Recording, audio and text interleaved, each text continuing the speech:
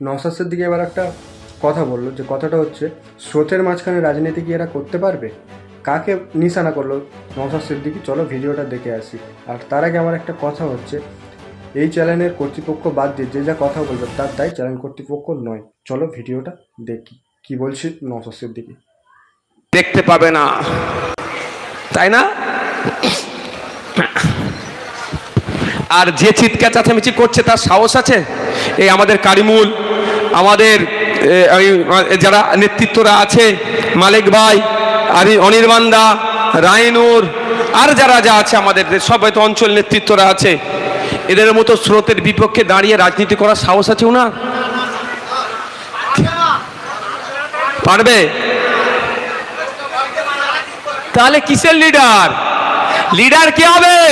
স্রোতের বিপক্ষে দাঁড়িয়ে যারা রাজনীতি করবে, এই আমাদের যারা আছেন পোলেরহাটে নেতৃত্বরা যারা আছে, এখানে দেওতার নেতৃত্ব আছে, বিভিন্ন অঞ্চলে নেতৃত্ব যারা আছে, ভগবানপুর থেকে শুরু করে দাগলগাছি আরো অঞ্চলে যারা নেতৃত্বরা আছে, স্রোতের বিপক্ষে দিয়ে রাজনীতি করছে, এদের দম আছে।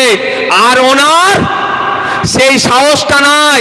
সেই জন্য সরকার পরিবর্তন হওয়ার সাথে সাথে চটি চাটার জন্য লাইন দিয়েছে। আর আমরা বুক চিতিয়ে লড়াই করছি।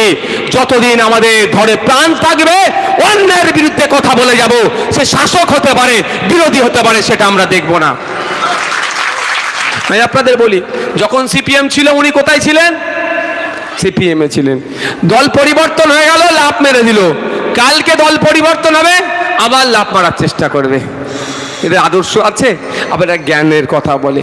এদের ফাঁদে যারা পড়ে হই হই করছেন, এদের পাল্লায় পড়ে যারা হিংসাত্মক কাজ করছেন, আমি তাদেরকে একটু অনুরোধ করব, এদের ফাঁদে পা দেবেন না। কারণ এরা নিজেদেরকে বাঁচার জন্য সব সেফ জোন করে রেখেছে, আর আপনাদেরকে এরা কি করবে? ঢেকে দেবে। একটা কথা খুব চর্চা হয়, কতটা হচ্ছে এটা, আমার সাথে পেরে উঠতে পারছে? এই তো আগের দিনে নাকি ক্যানিংয়ে নাকি ঢুকতে দেবে না। তো আমি বলেছি আমার সাথে একটাও না কেউ লোক যায়। কি বলবে? লোক নিয়ে এসেছিল, আমি একা যাব, দেখি কেমন আটকায়। তো আমি চলে আসার পরে খোঁজ পাচ্ছি কিছু তো করতে পারেনি, একটু গোবর আর পানি দিয়ে ছিটিয়েছে।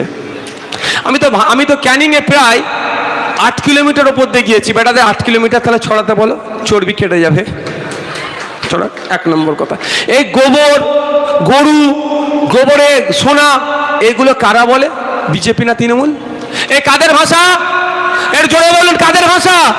এই গরু নিয়ে রাজনীতি কারা করে? গোবর নিয়ে রাজনীতি কারা করে?